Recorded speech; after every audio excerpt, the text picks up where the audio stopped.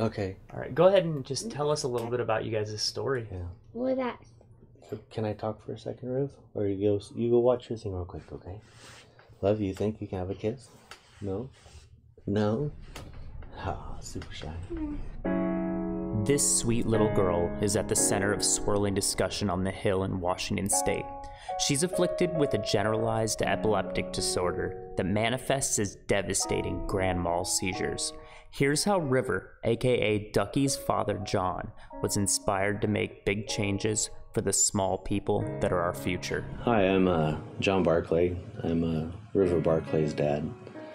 I lovingly refer to her as River Ducky or Ducky. She was born on January 27th. Seemingly perfect little girl. 10 toes, 10 fingers. Beautiful smile even then. Then at 2014, River had her first seizure. I was there with her. She went to the hospital emergency room. They took a CAT scan. 6 weeks later, she had another seizure. And 3 or 4 weeks after that, she had a seizure in the morning, and then a seizure again a couple hours later. And at that point, I said, let's get in the car and go to Mary Bridge. And then she seized in the emergency room. And so they admitted us. That was the beginning of a brutal journey into the world of high-octane pharmaceuticals. The biggest problem is that along with these pills come powerful side effects on her tiny body and developing brain. And on top of that, they weren't even working. The first listed side effect of seizure medications is seizures. And that was the predominant side effect in River. She started having really violent seizures, more frequent seizures. Hello. Horrific seizures. After the third medication failed her and caused her to stop eating for 4 days, we asked the doctor if there was anything we could do. And he said CBD also comes in a natural form. And we researched that, and we decided that medical marijuana, the high CBD strains, is what we would look towards. We got our first tincture of a very high CBD, low THC, and the first day we gave it to her, she went from having between 60 and 80 myoclonic seizures, drop seizures a day, to spending a full day in school and having less than 5 myoclonic seizures. After such incredible results, River was now able to approach public school again, a luxury that most kids take for granted. But there's still one obstacle standing in her way. Then the first day of school, I went to take River and approached the nurse, and the nurse, I said, "So have you heard anything from the superintendent?" And she goes, "Yes, you need a prescription." Okay, that's not going to happen. It's federally illegal. No doctor is going to prescribe it. Would you take her medical card? She's state authorized and in the registry for use of medical marijuana. And let me get back with that, and that was denied. You need a prescription. So then it didn't become just became a quest to make it so that Ducky could go to school. John knew that if he wanted to succeed in his quest, he needed to take action. He reached out to local legislators Brian Blake and Jim Walsh, and with their support, the love he has for his daughter may have a hand in shaping state legislature through Ducky's bill. So Ducky's bill was just something that grew out of my relationship with John. I watched his struggles with his daughter and the seizures she was having and the anguish, and then saw him, messaging about how she was responding to this different therapy using CBD oil, I believe it's called, and it's kind of warms your heart to see a child healing. Her seizures became infrequent enough that he could get her back into public school, and it was later that he ran into the barrier the school couldn't allow her to have a cookie laden with the CBD oil on school grounds, and it was a barrier to her having a full school day. All right, what's up, Reefer Revolutionaries? Back here on DC420. I'm Dave Conan, fixing my earpiece, and we were just watching an amazing video called Washington CBD Kid by, I think, one of our guests that have just arrived. And I believe that, do we have Jed and Aaron with us, Richard? Yep. Great. I think we can hear you guys great. You can hear us. Welcome to DC420. Thanks for coming on my first show. Appreciate you coming on to talk about your rally on Saturday.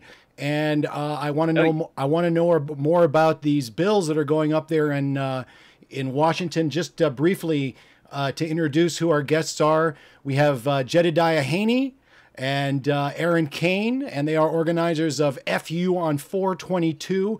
Jed is a cannabis activist and advocate. Since 2014, he has worked to repeal local bans on legal cannabis across Washington state, and now works in cannabis policy. And Aaron Kane, of course, is a filmmaker, creative director, artist, chef, I understand, from one of your episodes of Schedule None, which I saw a couple episodes. Those were great. And, oh, man. Thank you. I want to say, I'm like, where are more episodes? We need more episodes of that show. And we actually maybe we can talk about that a little bit later. But about the insurgence in the media of even mainstream media of these weed shows, as well as in the underground, as it were.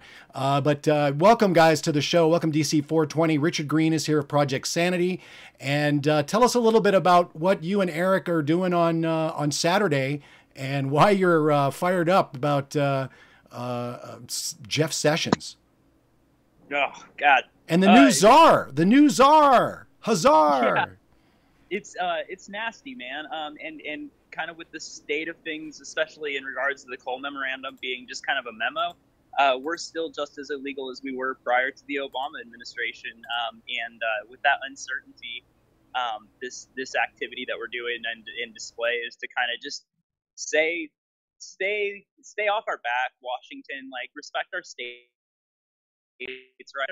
Respect our individual liberties. Sorry, we got a van driving by, but and it was also in support of Ducky's bill, which was mentioned, and you guys just watched that video. And unfortunately, that ended up getting caucused on and never made it through session. So typically, because of federal influence, the Office of Superintendent Instructors,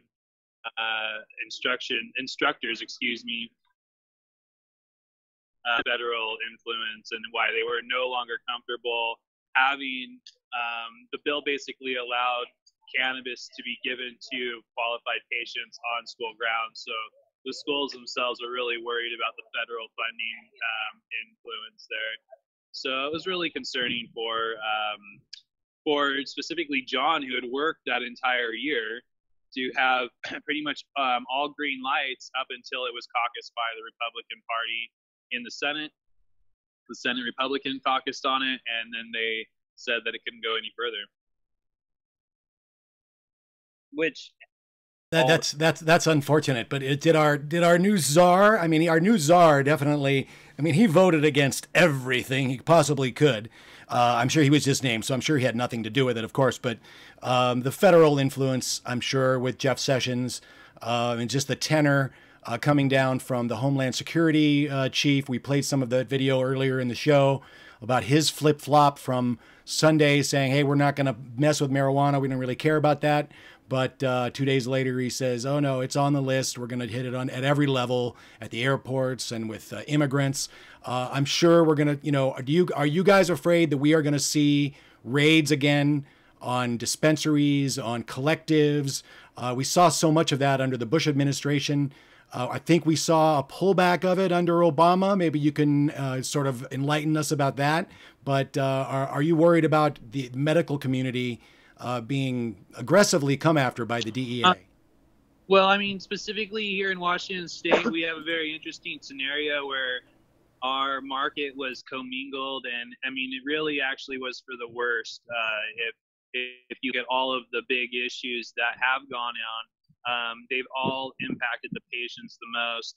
And specifically, there were a large amount of businesses that were quote unquote medical businesses prior to the recreational law that came forward. And those businesses pretty much got shoved out of the way to the side and allowed licensed businesses. It was commingled. It was a shoddy way of putting together a merit-based application or license. So realistically, what we have here in Washington State is a version of medical where we have qualifying conditions. We have the allowance of getting a small amount of plants, unless you get onto the state's registry. Once you're on the state's registry, then you can access the medical products. Well, everybody can access the medical products, but if you're probably using state sales tax, so you don't have to pay about 10% sales tax on that, which is really not a huge bonus if you think about what we're talking about is federal influence, actually even federal prosecution. And if you're on a list, a registry per se, you're not sitting in a good position. So our medical system, just to be realistic, in Washington State is non-existent. There's a lot of work to be done to put it back into place, and that's what John was up to. Though, that being said, people aren't going to jail like they were. You have small amount, possession amount. You can get away with carrying an ounce on your person. Even the DUID scares haven't really manifested to the way they were. And just recently, a Healthy Youth survey that just went through this 2-year survey showed that youth access was on a decline. That actually, that's one of the statistics that we were talking about earlier. The Home Secretary Kelly came out and said, that it's a gateway drug. Of course, we know that's been debunked. Yeah, I just bought my first house, man. That's what it's a gateway to in my right. life, man. Well, and that's the other thing. And the Chuck Todd today was talking about basically marijuana and cannabis coming into the mainstream and being more accepted. There are more and more shows. There's on HBO has a show. My wife's producer, that show she works on, is making a new one with Kathy Bates. There's all of these new shows that are coming into the culture. There's plenty of shows on YouTube. There's Vox, or what do you call it? Vice does Weediquette. They're doing a whole week of programming this week. And even Yahoo News, I just found today, has this whole series on, pot and the American family, or weed and the American family. And I watched these two videos back to back. One was, and most of them are just these, stories like, but like Ducky, where these kids are basically medical refugees from the state, trying to get medicine that really helps their kids and get them off of the poison. And so, they have a couple of those videos, and then they show this video about this lady whose husband was basically sent to prison because he was trying to make a little money, but Obama pardoned him. I think that was the big, the idea of the story. The big theme was, Obama, this was one of Obama's pardons, and he's coming back to me. And then the very next story was how this guy is now making $1.8 million with his cannabis tour industry in Colorado. So here we have in this country this dichotomy, this division. We see it everywhere in the economy and on so many levels. But here we have this division of the legality of this flower, where in one state you can become a millionaire and become, you look at the investing. We were talking about Israel and how they're about ready. Not only do they do the most research, but they're about to start making tons of money in the market. They're about to get get permission to grow it here and export it out. Go ahead. No, I'm sorry to cut you off, but you hit the nail on the head. It's the fleecing of the medical movement, which has gone on for over 20 years, and it's also it's paving the way for corporate takeover. It's really happened here in Washington State. The conglomerations really happened. I mean, cheating the system, rigging the system. The Liquor and Cannabis Board, which was renamed the was the Liquor Control Board, renamed the Liquor and Cannabis Board, and we all call it the Liquor and Corruption Board. Really, it's really a small agency that listens to a small lobby, and that lobby's all corporately influenced, corporately paid. The big bill that conglomerated the medical system, that was run by corporate interests. That interest had nothing to do with the industry prior. They were actually restaurateurs from Seattle that got over their head, and they couldn't put out a product that was to par, and they realized that the medical market wasn't going to transition, and so they pretty much ripped the rug out from under.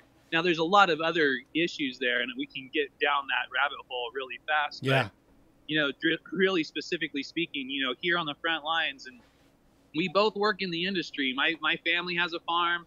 Aaron works at a really nice premier shop over in Aberdeen. And we're not harshing on the industry. In fact, no, it's really an important thing. And from the greater lens, sorry to cut you off. Go ahead. Yeah, jump in.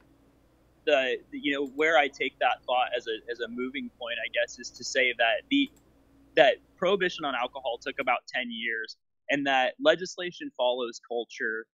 That's just the way of the world. It is what it is. And so while these baby steps are sometimes difficult to manage and frustrating, they are just that. They're baby steps, and any move in this direction is keeping kids out of jail, keeping young people out of jail, giving people careers that are substantial, and that those things are really great. And we can't forget the pioneering medical market that did end up getting wiped away. Like that's, I absolutely have benefited from that, but I absolutely acknowledge that it was a very unfair situation for people who had been open for 10 years, 12 years, 15 years, businesses that have been around for a long time, and they had to go away all of a sudden. So, well, it's a double-edged sword, and we're about to start dealing with it here in California as well, because the corporate coup was successful. Richard, I know you got to go, Rich. I want you to jump in here. You're up there in Washington as well. Quick question. Go ahead. Richard Green, Project Sanity. Yeah, hey, thanks for what you guys are doing out there, and hopefully, I don't know if I'll be able to make it out there, but maybe I'll be able to link up, and we'll be able to do some recording of what's going on down there at your guys' event, one way or another. We would love that. That'd be great, man. Yeah, so there we are. Yeah, bam. So maybe I'll just come on with DC. That way I don't have to worry too much about it. There we go. That sounds great. Awesome. Yes, I'm just really excited, and so I guess one of the things that you touched on is something I also touched on before you guys joined us that I think is really important is combating the corporatization of the industry. And as you said, that it's already taken quite a hold in Washington and in California. We know, what are some ways that maybe you've heard talked about or thought about yourself about how to fight back against that, and what's something that people could do to help empower the people that are maybe fighting back against that? So from an industry perspective, from an agriculture perspective, we need to really market the farmers, the craft, and the quality. And there's a distinction there. Basically what's hit the marketplace is basically a THC gradation. So you see people shopping for numbers, basically. And what that's created is a bunch of quote unquote wannabe farmers that are growing for numbers, or then even shopping their lab numbers. So they're getting labs are basically lying about their numbers, and they're putting product out in the market. So I think that's a big issue right there. And how do we solve that issue? Well, here in Washington State, we started working hand in foot with the Department of Agriculture. We haven't launched it yet, but it's been over a 2-year process of putting together a pilot program to create a cannabis commission for our state. So there's a couple of commissions. Commissions are marketing orders, another rabbit hole we can jump down. But basically, we need a industry voice that's not paid for. We need an industry voice that represents the health and benefit of the industry, not of a few. Right. And marketing orders actually do that. In Washington State, we have the apple. Everybody knows the Washington apple, but they don't know the Vermont apple. And the reason they don't really know the Vermont apple, and we're particular, we're PNWs, excuse me. I'm sure people know about the Vermont apple, but the whole thing is that the Washington has an apple commission, and that apple commission basically dominated the market by putting out marketing information and putting out information about the health and benefit of apples. Now that is actually taken a 25-year course to do a campaign over to the Asian markets, but now we have Washington apples in the Asian market.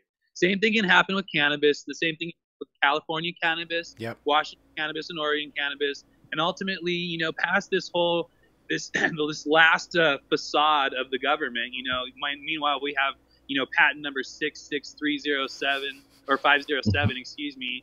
And all of the other patents that they have, plus the emperor does not wear any clothes. We are at that point, and so getting back to what I'm saying is that we will be at a point where the state, interstate transfer or trafficking, if you will, I guess what I'm trying to say is trade, it will take place, and these large bread baskets, like in California and Washington, will be able to actually excel. We produce in Washington State 75% of the nation's hops, and hops is a direct cousin to cannabis. Right. Same family. So we directly say that, hey, if we can do that with hops, why can't we do it with cannabis? It's going to be hilarious. The Israeli trucks are going to be going south to go to Europe across the border, and the DHA and the guys at the border are going to arrest everybody coming north of the border with their weed. And more real chat, but I think it's going to have to be we're going to have to grow up alongside and hopefully strong enough to fight these corporate monsters that are going to be challenging us. But I think it's going to be a grassroots. It's going to be like beer. Like you say, hops. I think that's an interesting angle that I hadn't thought about, and I think just like microbreweries have found themselves a place. I think that taking a similar approach with cannabis can be a very valuable approach. So I'm really happy to hear that. I'm looking forward to talking with you guys more in the future. Have we lost you guys? Can you hear us? No, we can hear you. Oh, okay, good. Yeah. Good. So, but I have to run. Richard has to jet. But you guys stick around for sure. But yeah, I'll be running it. I'll be talking to you. I'll talk with Eric, and I'm sure he'll put me in touch with you guys. All and right, then cool. I'll talk with DC. Well, yeah, we'll be in touch. So thanks again, and I'll see you guys. Thanks for having me, DC. I appreciate it. Thank you, Richard, for joining me. This is the first episode of DC420. I'm going to try to do this every week, talk about the week's news in cannabis, the week in weed, cannabis cures, politics of pot and marijuana, and the man are my cute, illustrative, limerical titles of segments. Right now, we're talking about the rally that's going on Saturday up there in Tacoma, in front of the State House. In Olympia. Oh, no, sorry, yeah. Olympia. I know Eric is Tacoma City Council. In Olympia. And so what time is it all happening? Where is... 3 p.m. on the steps of the Capitol. It's following the Science March, actually. I think we're... Very good. Well done on the marketing on that one, gents. What was that? I said well done on the marketing on that one. Oh, thank you so much. Yeah. No, that's brilliant. That's going to be big because they have T-shirts. Oh, you're talking about the Science March. Yeah, the Science March is big. They're going to have T-shirts. But yeah, piggybacking on them is good. Yeah, they're awesome. Doing a great job. So for sure that we love the Science March. We're going to be there. We're going to be supporting it. Yeah. We've actually shared some of our information about cannabis science with them for them to promote it as well. Our Revolution, Thurston County Our Revolution, and the Thurston County Progressives are all working together to support each other in this movement. Very cool. Well, I wish you the best of luck. We're obviously, I think, sounds like Rich is going to come on out there. I know Eric's going to be there. So we'll probably have a couple of streams. I'll pick it up and put it on the channel. This is ourresistance.tv. And you're watching right now DC420. I'm Dave Conan. If Anderson Cooper can do it, so can I. But I'm talking about weed. I'm talking about cannabis, and we're going to do it every week. I want to thank my guest today. We have Jed there. We're sparking up over there. I want to bring you guys in. Happy 420. Happy 420. Hey, I'm sorry you guys didn't get in here. No worries. On man. time for the for the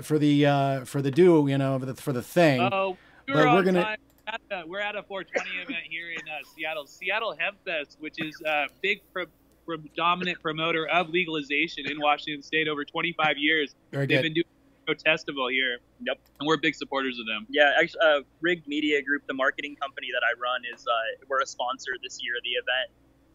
So we're going to be right across from the main stage, and we've got our banner will be right there on the Sealy stage, and we were really grateful to have the opportunity to be to kind of pay service to these guys who have been fighting for this freedom for a long time. I'm a young guy.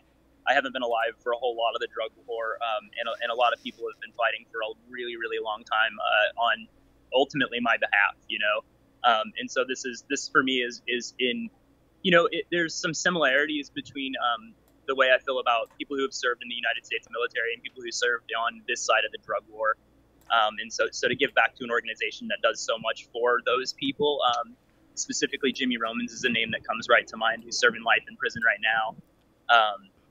Like I said, just ultimate gratitude that we could contribute and be part of this thing this year. So it's really cool. So we're hanging out with those guys in Seattle right now, which is pretty awesome. Very cool. Well, hey, listen, just let me, oh wait, is that you? Hang on.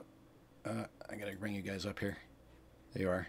Okay, there you go. So we were talking about this earlier, Rich and I. The vets, I think the veterans are going to be the way that we can get this, really pushed through.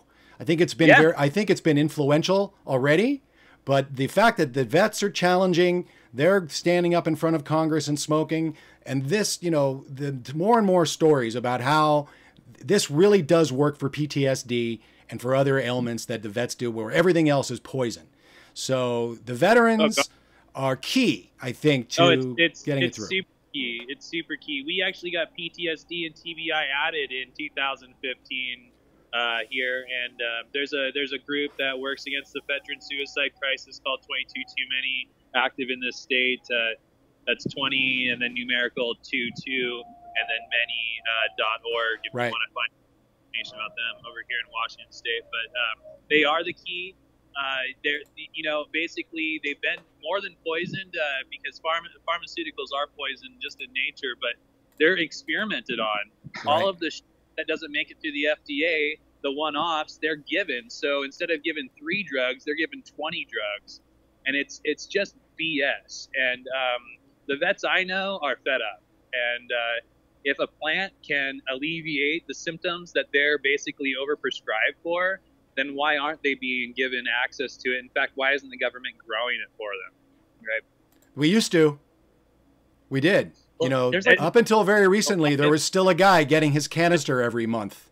They're still alive. Elva Muskie is she's awesome. She comes up to Hempfest every year. She's still alive, and she gets a canister, and she's in San Francisco. LV Muskie, and there's more. I mean, the oh my gosh, the government is just literally at this point where Pandora box is open. West Virginia just signed it into law. Right, we're talking about that. And in the Bronx, there's a nursing home that literally the story talks about how their patients demanded that they were allowed to use it. And so now they've made these agreements to where, okay, they're, we can't administer it, we can't touch it, it's got to be locked up, but you can take it, and they're like, they demanded it. My mother-in-law has Alzheimer's. It's literally the only thing that gives her any peace, any joy, any relief from this dreaded disease. And, she was threatened to be kicked out of the first place that she went into, the premier place here in California, in Southern California, if she tested positive. She got kicked out for other reasons, which is another story. But, they are, it's basically a don't ask, don't tell situation in a lot of areas. Up there in Washington, I understand there are a dozen or so nursing homes that do this. Not only that, the Puyallup tribe actually is putting in a cannabis cancer treatment hospital with over 500 beds right in down in the Puyallup Fife area. It's going real time. I mean, not only is Israel taking it, but so are some of our sovereign nations. The indigenous peoples of Americas are really using their sovereign rights and pursuing it because their elders are asking for it as well. Mm-hmm.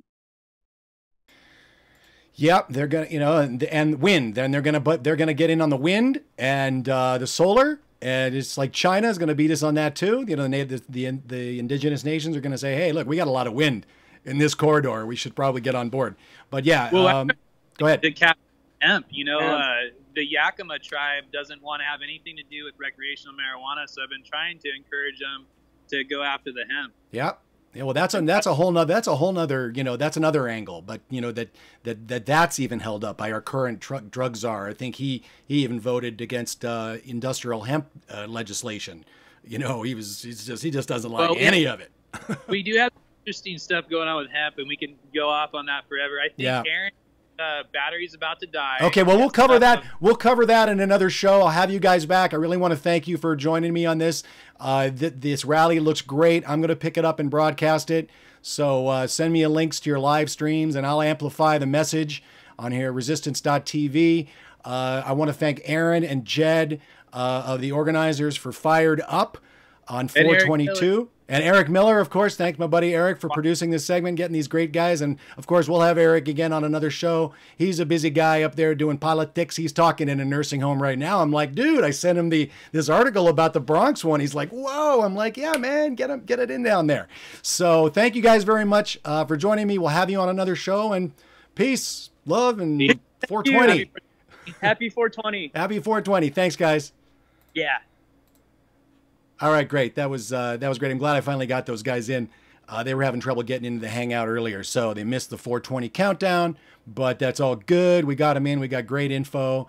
Richard Green, of course, joined me earlier. We had a great conversation. He'll probably be checking back in again for the next show, and I'm going to start getting maybe another video up here ready to go as we go out. But this has been great. Had a lot of fun today talking about it. I'll put the links to the event up there in Olympia in the description, as well as the stories we talked about in this episode of DC420. I'm Dave Conan, and we'll see you next week. Happy 420, everybody.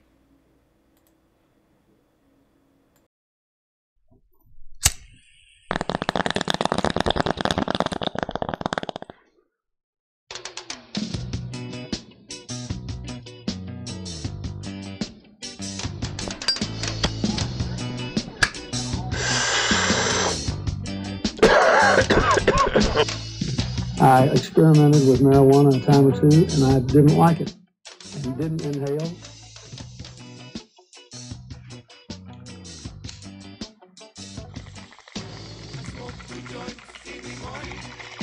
I smoke 2 joints at night.